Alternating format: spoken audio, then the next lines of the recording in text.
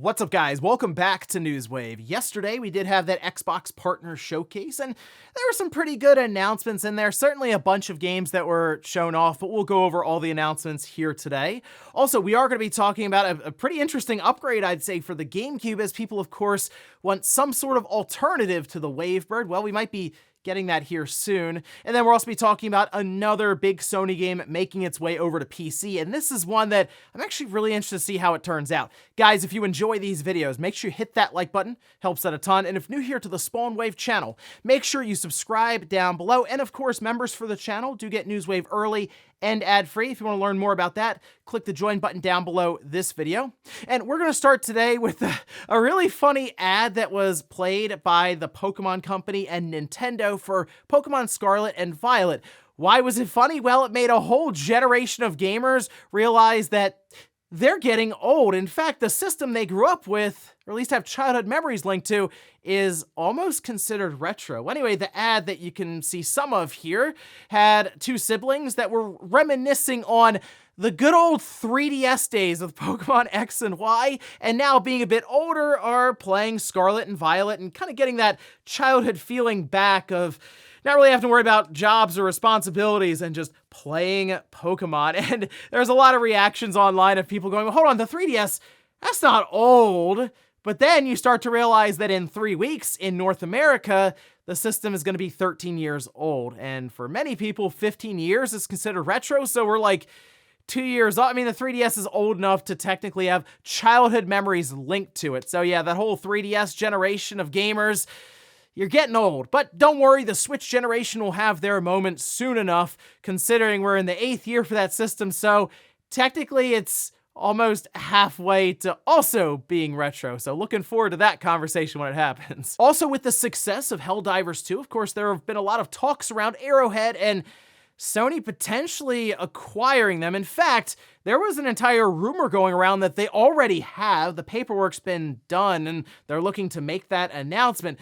Well, the CEO at Arrowhead threw some cold water on this one, which we can see over on X, saying this is fake unless I've missed something, and then go on to criticize the logo from 2008 in not the greatest Photoshop job for the welcome to the family image. Anyway, I understand why people look at this and go, oh, well, it makes sense for Sony to acquire Arrowhead, considering Helldivers 2 is a massive breakaway success. I don't think Sony was expecting it to do as well as it has, and now they're probably kicking themselves for not having more monetization in the game. Let's face it, Sony wants that live service title they can continue to monetize over and over and over again into the future, and I'm sure there will be more and more battle passes that show up, but even monetization outside of that with the kind of the extra currency and things that I'm sure they can tap to extract more money from people. But bringing Arrowhead in makes sense considering this is going to be an ongoing project from them, a game that could potentially go 10 plus years from here with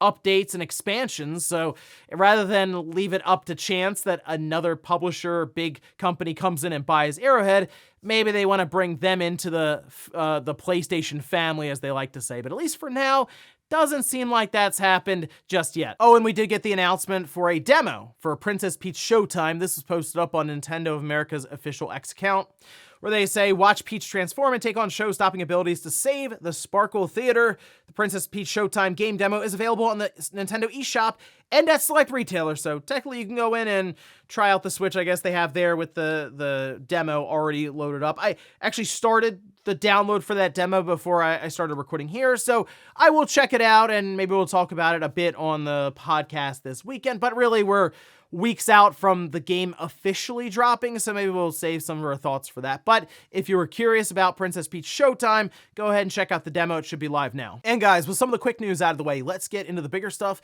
Let's start right away with Microsoft's Xbox Partner Showcase that happened, and these were all different third-party games that Microsoft showed off here, and what was really just a string of trailers. They didn't have anyone come out in any pre-recorded setting or on a stage to discuss anything you were going to see there. It was pretty much just, okay, trailer. Hey, there's more info over on Xbox Wire if you want to find out a bit more from the developers themselves and different interviews, but we'll go over all the different announcements here, starting with Unknown 9 Awakening. That's summer 2024. Sleight of hand. This looked kind of cool, I guess. I mean, it looks like it's going to be a card game kind of mixed together, I guess, guess, with some action adventure, so we'll, I guess, see more about that at some point. Alters All By Myself. Then we have Creatures of Ava 2024. Grief Will Survive the Nightmare Cross Chucky. I was a little confused about this. It's available now. This is apparently a Roblox thing. I'm not really in tune with Roblox, so I guess if you are, hey, there you go. Chucky is somehow making their way to this game. Then we have the Sinking City 2 2025. Final Fantasy XIV Starter Edition is going to be a perk for Game Pass Ultimate members to claim up until April 19th, but the official release for Final Fantasy XIV is happening March 21st, so look forward to that. Then we have Stalker Legends of the Zone Trilogy. This was a nice surprise. Obviously, we have Stalker 2 coming up in the future at some point, but if you've been curious about the series before Stalker 2, I mean, this is what you want to check out. It's $40 for the entire trilogy, and it is out right now, so pretty cool stuff there. Monster Jam Showdown 2024. Interesting choice of games. It adds some variety, I guess. Then we have Persona 3 Reload. Episode Aegis. This is an expansion pass, and it is available to Game Pass Ultimate, just outright. So if you have Ultimate, you technically have this expansion pass. They are looking to drop that new episode, though, September 2024. There's also 2 other parts of the expansion pass that they showed off there. Then we have the first Berserker Kazan. This looks pretty cool from what they were showing. Typical action style game, but I don't know, kind of the aesthetics, some of the movement. I thought it looked pretty good. Tales of Kenzera Zal, that's April 23rd. Then we have Frostpunk 2, July 25th, and Path of the Goddess. Now, this is the Capcom title that mixes action and real-time strategy, and it looks all right, I think. That's coming out 2024. Overall, there were 14 different games shown here, and it came in at about 30 minutes. For the most part, though, looking at the show, it was just fine. I don't think it was anything super memorable. Some of the standouts, maybe sleight of hand, just 'cause I'm curious how they mix the card game and maybe some of the action and mystery elements there. And then clearly having Stalker, the trilogy, just shadow drop to get to know the series a bit more ahead of Stalker 2 is great. And then the Persona 3 Reload expansion. But hey, let me know down in the comments if there was anything that you're really excited to see at this event. Next up, let's talk about Sony moving yet another PlayStation exclusive over to PC, which we figure at this time, basically everything is gonna go to PC eventually from Sony, and really it comes down to how long it takes from a PlayStation 5 or eventually PlayStation 6 release to then PC, and if that window continues to shrink down outside of live service games that we expect to just be day and date, like immediately. In this case though, Ghost of Tsushima Director's Cut is finally going to PC. This is one I've been curious about because visually speaking, it's very impressive on the PlayStation 5. It was already impressive on the PS4. They move it to PS5 and it gets like the frame rate, resolution boost, that sort of thing.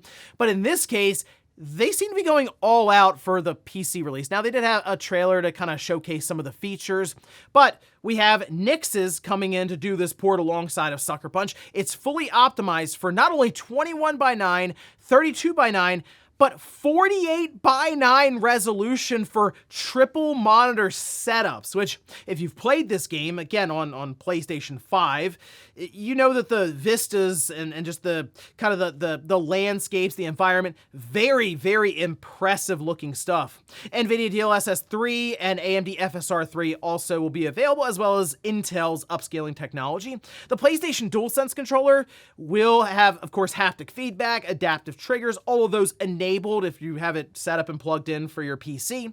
This will include the Iki Island expansion and the Legends multiplayer being there at launch, which that'll be interesting to see how that does on PC right away on release, considering it was something that came to PlayStation a bit later on. So having that staggered release sometimes can have a bit of a lagging effect on the amount of people even checking out something like the multiplayer. So this could be really good just for this game, or potentially this series that's being set up here from Sucker Punch. All this, though, coming out here in a couple of months. It releases May 16th, and it is available for pre-order on Steam now. They have a couple of pre-order bonuses to go along with this, but this is a game that I think, above all else, will be visually impressive on PC. I liked Ghost of Tsushima quite a bit. I thought it was a lot of fun. I'm also a sucker sucker for things like Way of the Samurai from way back when on the PS2, so I've always kind of been into the samurai or like the ninja style games, so this is something that, I'll be honest, I'm kind of looking at a bit on PC like, I don't know, do I want to pick it up there again? I've already bought it on the PlayStation 4, then got the Iki Island expansion. I was like, do I want to pick it up for a third time? If anything, I hope it does well because I'd like to see what Sucker Punch has up their sleeve for the next title. I assume it's going to be Ghost of something. I don't think it's just Ghost of Tsushima 2. I feel like they take this series to another time period, another location, maybe even start treating it like Assassin's Creed where it jumps around just in history. So a lot of possibilities here for Sucker Punch, who I think built a really good foundation here with Ghost of Tsushima, and now they get to show it off to PC gamers here in a couple months. Next up, let's talk about an interesting new accessory that's been announced here for the GameCube and technically the Switch and PC, but obviously one of the big reasons it was trending online was because of the GameCube compatibility, considering the Wavebird is still pretty much the wireless controller that people tend to use for the system. The problem is to get it complete, as in you have like the 2.4 gigahertz receiver for the GameCube and then the controller with the battery back. It's fairly expensive. Like most of them are 100, 150 in good condition. And if you consider the fact that some of the features on there now are a bit lacking compared to current controllers, you go, what could we get a more modernized version of it? Well, that seems to be what Nixie is attempting to do here. In fact, you can see their page with the controller front and center, and this is their Warrior Bluetooth controller. It is priced at $70. It'll be shipping April 30th. They have a couple of color variants, including purple, black, and that spice orange. They will have Hall effect joysticks. They do have full analog Hall effect triggers, so for like the sensing, it's using magnets there. They say HD rumble. This is one I'm curious about, if they mean like the advanced haptic feedback that we have in like the Switch and the PlayStation 5. That would be interesting. We have seen some third-party controllers already do this, so I think this would be a really cool step up if they manage to pull it off here. It will have full gyro support, works with the GameCube using a 2.4 gigahertz adapter, and then also Switch and Windows through Bluetooth. Does use USB-C charging, and they say a 10-hour playtime, although we know that tends to be kind of drawn out, so real-world testing, we'll see about that one. But I like the idea of there just being an upgrade for the Wavebird controller. With, I mean, the big thing that the Wavebird was able to pull off, even at that time, was a really solid, reliable wireless controller. It wasn't that common back then for what the Wavebird was able to do. And then on top of that, I think I changed my AA batteries once during that entire generation. I mean, the battery life for that thing was next level stuff. But I do like the idea of this to see if they're able to pull off a successor to the Wavebird, so I'll be picking this one up and we'll check it out on the channel. We'll do a full teardown and check out that HD rumble and just go over the overall feel, build construction, and if it's able to stack up to my Wavebird controller. So I guess we'll find out in May, as again, this comes out April 30th. And in our last bit of news, let's talk about some comments that Square Enix had with the Washington Post around Final Fantasy VII Rebirth. Things like console exclusivity for maybe the entire trilogy, although there was some clarification around that one, and even how they're able to complete the game so quickly, considering we see game development take 6-7 years for a title. Technically, this game came out from the time that Remake did to now in less than 4 years. Well, this was posted up over on the Washington Post with Gene Park. And again, different developers and producers were talking to him about the development of Rebirth, saying the speedy development is due to employee retention. More than 80% of the development team from Remake stayed on for the sequel. Now, they go on to say that that means they didn't necessarily have to become reacquainted or introduce each other or like come up with a different kind of workflow. It was all kind of in place, and they, of course, have assets and stuff from Remake, so it made things very streamlined, and that's one of the reasons we saw it come out in, I'd say, a fairly reasonable timeline compared to what we've seen just in gaming now. But they do go on to talk a bit more about the fact that it was developed for one console specifically, saying this would not have been possible if Rebirth was planned as a multi-platform project. Its development exclusively for the PlayStation 5 made it easier for the team to focus on building a world with diverse geography, indoor and outdoor areas populated with activities, characters friendly and hostile, all seamlessly represented with no loading screen interruptions. Developing games for multiple platforms, by contrast, usually creates more work that focuses on porting rather than iterating on a game's design. And I know that this is a contentious topic, as in, why can't the game just be on all different platforms? Well, for one thing, Sony did pay money. Like, it wasn't like, oh, we're gonna do this just because. Like, that's why. No, Sony gave Square Enix clearly funding for what's probably going to end up being the entire trilogy. Let's face it, most likely the next, or the third game in this series will probably be a PlayStation 5 or maybe even PlayStation 6. We'll see if they're able to get it out this generation exclusive. And Sony, again, will work to probably fund that one. But to go a bit further here, they do mention that they can kind of focus in on one platform and not have to worry about porting to PC or porting to Xbox all at once. Technically, the staggered release means that then, well now really, they can start focusing on the PC release.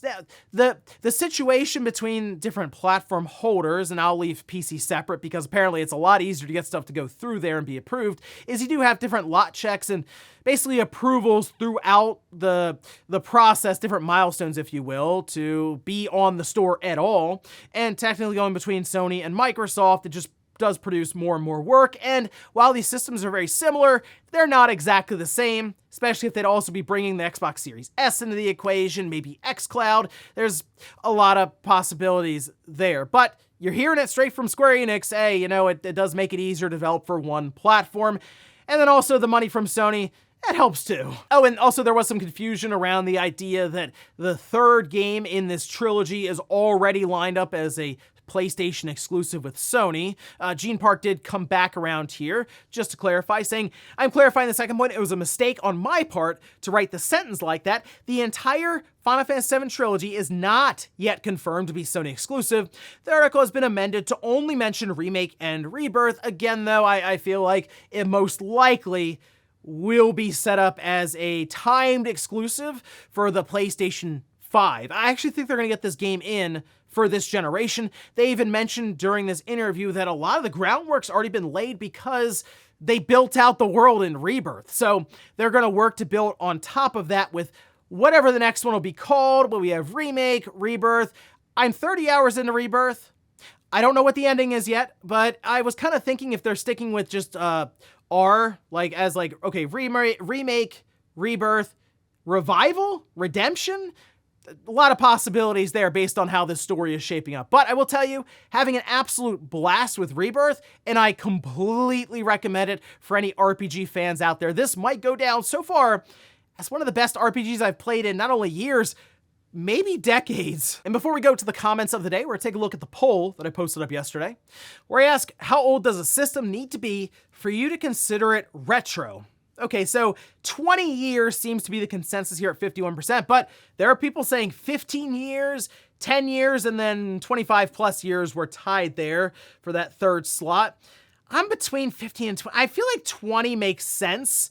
So right now, if we go back 20 years, that entire generation with the Xbox, GameCube, and PS2 would be considered retro, and the 360 would be coming up on it as well. Remember, that was 2005, so 2025 would make the Xbox 360 retro, but there are people that right now consider the 360 to be retro, even the Wii, but that's not 20 years, so it's kind of tough. It also kind of depends on the feature set for different consoles, that sort of thing, but 15 years might be it, and that means, yes, in a couple of years here, the 3DS would be officially considered a retro system. And we'll finish up with the comments of the day. We'll start with this one here. This is posted up by Lucky, who says, where people can live and work, these CEOs see gamers as their employees who are here to bring them money. Yeah, the whole metaverse thing, part of that is play to earn, is I think what a lot of these big wigs, these suits want to push, which is the idea that gamers will also then earn them money if they're playing, which technically gamers just playing a live service game doesn't earn them money, but if they feel like if they put enough stuff in front of them to entice them to then buy it, they would. But the idea of being able to play in some sort of economy that has fees attached to it would earn them money. And that, I think, is something that they just absolutely salivate over, and that's one of the reasons this metaverse push is continuing to happen. And right now, I think Fortnite is in the lead, but who knows? Disney is even making a pretty big push collaborating with them, so maybe they feel like they can eventually spin off and do their own thing. Who knows what the future holds for games, because I feel like in like 10 years from now, things are going to look way different. And then we'll go over to a question from the members video, which we can see this is posted up. This is from Harold, who says, I wonder when that upcoming PlayStation State of Play is going to be. Seems like they have a lot planned for summer and fall of this year. I figure the big State of Play or showcase event probably in May, like end of May, most likely, like a month, 3 weeks maybe before when we'd expect there to be an E3, which in June, that'll still have Summer Game Fest, but that's kind of what I'm thinking for Sony. And then they start to make different announcements for maybe a few things towards the end of this year, but I feel like their big target right now is 2025. Like that's what they're aiming for at this time, specifically like second half of 2025. It sounds weird, but they've already told us that the big known titles, sequels to different games, aren't happening until, and like after April of next year is when that could potentially be happening. So I think a showcase in May, probably announce some stuff that's years out, sure, but also a few things, maybe this this Astrobot game that is being rumored right now for something maybe later this year. That'd be a lot of fun to see that get announced. But yeah, I'd be looking towards May at this time, couple of months, and hopefully Sony is ready to talk. And ladies and gentlemen, that's going to do it here for Newswave. If you enjoyed this video, guys, hit that like button. If not, hit the dislike. Leave comments down below about everything we talked about here today. Was the Xbox Partner Showcase? Which games were you happy to see there? And then also, what about Ghost of Tsushima? Are you picking that one up on PC in a couple of months? And then a successor, we'll say, to the GameCube Wavebird controller. Is that something you'd be interested in checking out? And what do you think about this attempt from Nixie? Thanks, guys, for watching, and I'll see you next time.